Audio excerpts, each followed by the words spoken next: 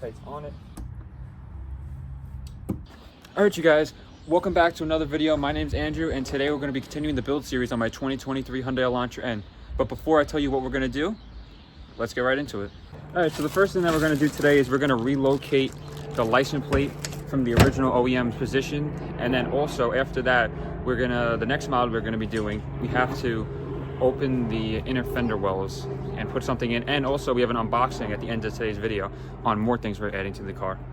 All right, so the first thing we're going to do is you're going to just take off the license plate.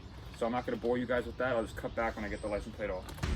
All right, so if you want to know how to take out the toe mount, but you don't want to scratch it, all you have to do is take your hand, go behind the hole, push with your finger, and it will come right out. Just like this. Boom, just like that. Just got to make sure you don't break this tab, but yeah, it pops right out. And make sure you don't lose that. So the first thing you're gonna want to take is this piece right here. Threads into the toe hook spot. We're gonna be using blue Loctite for putting all the screws and everything on during this. So what it says to do is what I would recommend. The first step is just take this. All right. So what I did was I just put blue Loctite along the threads on one spot, and when you spin it, they'll go around just a little bit. You don't want to put too much. The blue Loctite is semi-permanent. Don't use red unless you never want to take it off. So first thing you want to do is just put it in there and hand tighten.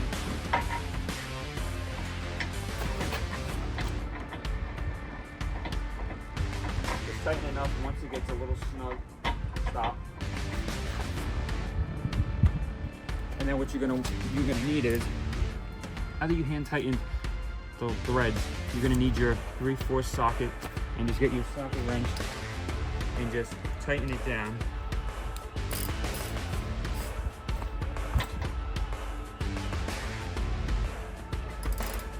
I would just say give it one good turn. You don't want to over tighten it, just so it's tight enough where you know it's not going to come out. Right, so we just put it together. I'll show you guys how I got it together. So what you're going to want to take, first you're going to take this piece right here. It has a flat spot right here. You're going to want to take this, put it against here, this piece. Then all you're going to want to do is take your screw, put it through here. The rounded edge goes to the other rounded edge, goes through the holes, and just like that you have the articulating piece to mount the license plate. Alright, so what I'm going to do, just like I did for the other piece, is get you a little blue Loctite and just put a dab on along the screw, just a little, nothing too crazy. And all you're gonna do, we're not gonna over tighten it yet, but we're just gonna tighten it up, get it snug. We're not even gonna tighten it up yet fully. We're just gonna put it in place. That's all you need here. All we're gonna do is we're just gonna do it in a star pattern.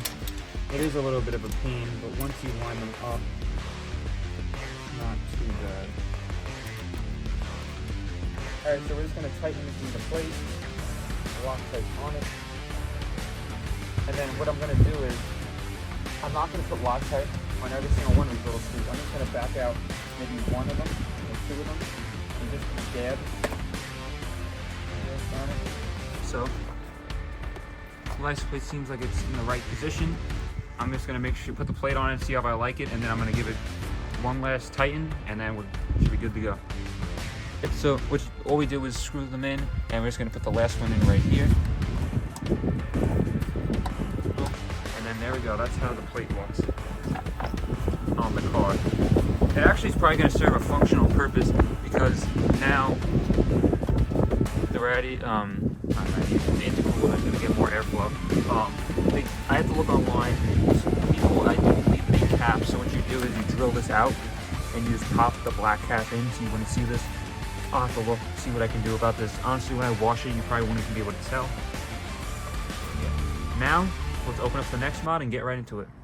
All right, so the next model we're going to be doing is the Mega Chip rock guards for the inner fender wells, so the tire compound does not kick up any tires on the side of the car. Let me unpackage them, and then I'll show you what they look like. Boom.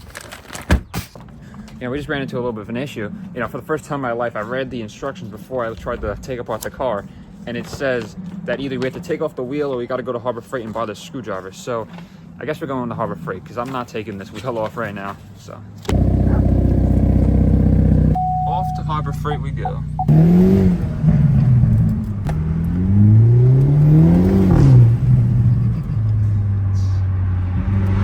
Ford 911 DLI, and got the 911 Turbo S with the high performance wing. I believe that's a 22 or a 23. That guy also owns that gray Urus Performante that I made a video on one time. Harbor Freight, and look, we got to pull next to it. The new SI. I don't know, drop a comment down below. What would you rather have? An SI or an Elantra N? Looking pretty good with the license plate mode. Let's see. Screwdriver. This is older screwdriver. I mean, worst case scenario, I get one with these. I was thinking about this originally, get one of those curved things. Cheap screwdriver. Boom. All right, so right-hand angle screwdriver. Perfect. Let's go pay for this and get out of here. All right, you guys, welcome back. New year, same me, same build that's going on, but I want to wish you guys a happy new year. And you know, we're going to install the rock chip guards today, so let's get right into it. All right, so the first thing we got to do is you have to turn the wheel all the way to the left so it points out this way, for the fact of we got to get able to hit these screws to do it. So I'm going to turn the car on and turn the wheel all the way. Yep, perfect, good. All right, so the first thing we're going to do is just remove these two bolts.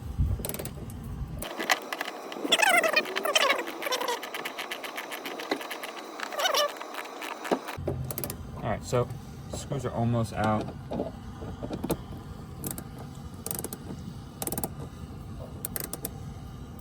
Boom. All right, the first screw's out. Put it down. Second screw. All right, boom. All right, so they gave you an included alcohol wipe. You just got to wipe down the surface right here. There it is. Now you just want to tape.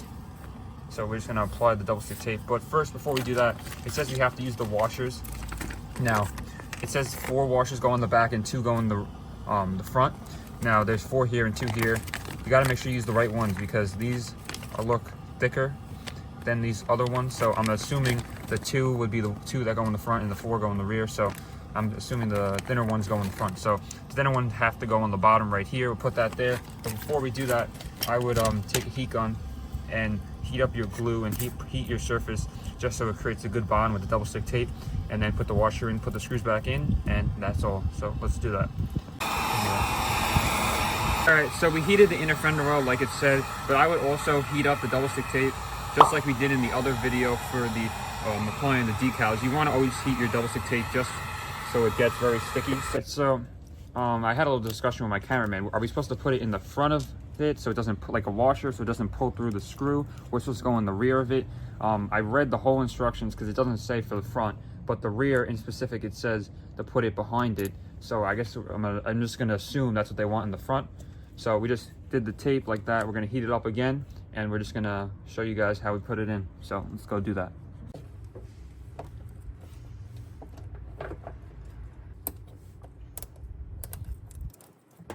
Boom. All right.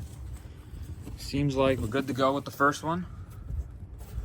Seems pretty good. Seems stuck on there good. And now we're going to do the rear, and then we'll switch over to the other side. Guys, so I know everyone's already gonna come for me in the comments. We're not even gonna talk about it. The car is filthy, guys. I'm gonna detail the whole car, whatever. But so for the rear one, I was a little confused about this as well. It doesn't really specify, but I'm assuming here, this part goes towards the car, and then this sticks out just like the other one did. So we're gonna go with that. So the first thing you got to do with this one is the whole point of this right hand screwdriver is because you got to get in here with this 1, 2, 3. I believe there's 3 you have to pop out. So we'll go ahead and do that. All right, so I got the 2 thick washers. You need 2 for in the rear. One goes right here, and then the other one goes right here, behind I feel too. Alright, so the first thing I would just do is put the 2 washers behind these 2 bottom bolts, and what you're going to want to do is just hand tighten it just to get it sitting properly, because you're going to want, there's a little bit of adjustment in these holes, so I would just probably hand, give it 1 or 2 hand turns. Alright, so actually, if you look at this, there is room, so you can actually have them come out more or less. You can have them tuck in or not tuck in at all. I'm probably just gonna have them tuck in the most. There's no point. I mean, I always can adjust. That's the cool thing, is if I just have to, all I have to do is keep this Phillips head in my car, and if, let's say if I'm going on a, I don't know, a real rocky road or whatever in the summer, just loosen this 1 turn and just slide it out a little bit, and you'll have just a little bit more clearance. So the first thing I would do is, like I said, you're able to adjust them. So I would start with the first one. You might need a hand tighten it, even with this, so you can get this even in there.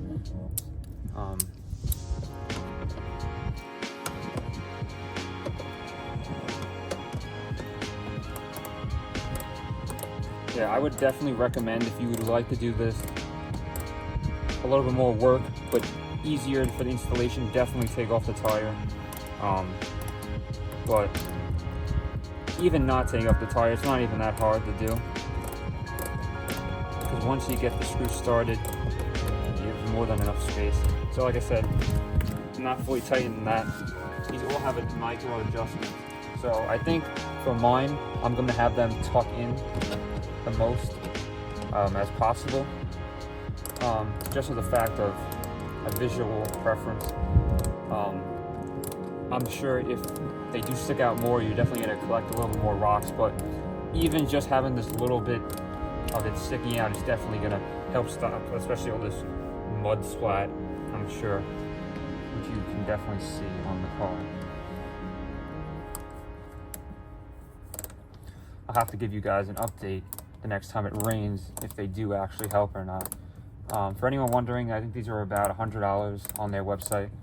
I'll drop a link down below if anyone wants to check them out. This is not a paid sponsorship. I'm just bought them for my own car.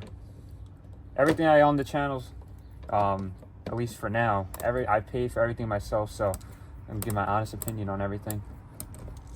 I just flipped the car around. Before I shut it off, we're gonna crank the wheel one way to the right just so we have the room. Alright, so it's your cameraman again, doing some behind the scenes work.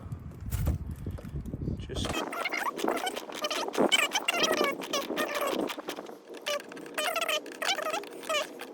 Alright, so we just like the front one, just loosen these bolts a little bit.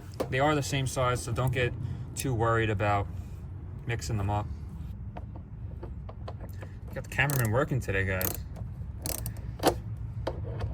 And maybe we should stay to the cameraman. He can't really get a screw out of the car, but wipe this down to get the most of this dirt off.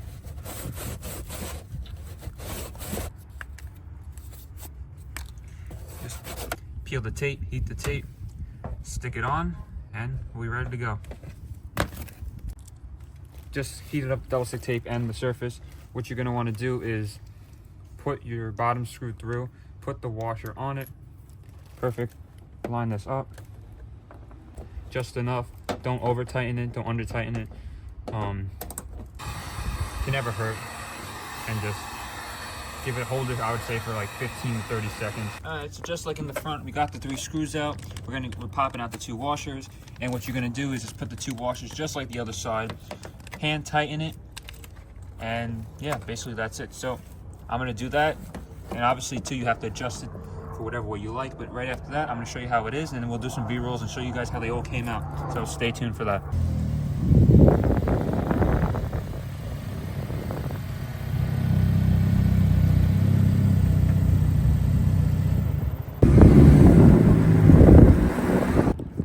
Alright, you guys, so we just finished up the installation here of the rock chip guards. Let me go ahead and show you guys what they look like. Here's the left side.